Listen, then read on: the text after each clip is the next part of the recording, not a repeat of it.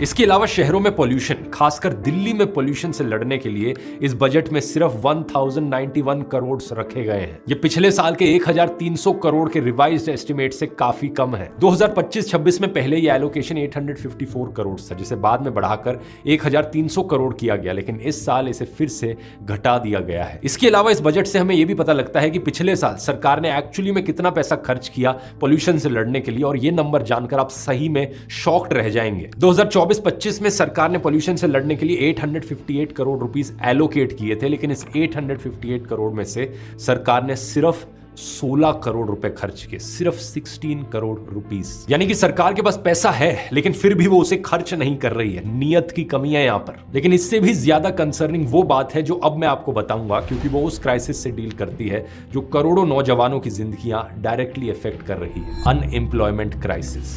India में आज unemployment सबसे बड़ी समस्याओं में से एक है। हर साल करोड़ों नौजवान जॉब मार्केट में आते हैं और उनको क्वालिटी जॉब्स तो छोड़िए, कैसी भी जॉब्स नहीं मिल पाती। तो इस बजट में क्या है अनएम्प्लॉयमेंट को काउंटर करने के लिए? स्कीम्स की लिस्ट तो बहुत लंबी है। मैन्युफैक्चरिंग सेक्टर में 7 स्ट्रेटेजिक सेक्टर्स पर फोकस किया गया है: bio pharma, semiconductors, electronics, rare earths, chemicals, capital goods और टेक्सटाइल्स। टेक्सटाइल्स के लिए इंटीग्रेटेड प्रोग्राम लाया गया है। मेगा टेक्सटाइल पार्क्स की बात की गई है। समर्थ 2.0 स्किलिंग प्रोग्राम है। 200 लेगेसी इंडस्ट्रियल क्लस्टर्स को रिवाइव करने की स्कीम है। एमएसएमईज के लिए 10,000 करोड़ का एसएमई ग्रोथ फंड है। टूरिज्म सेक्टर में 10,000 गाइड्स को अपस्किल करने की बात की गई है।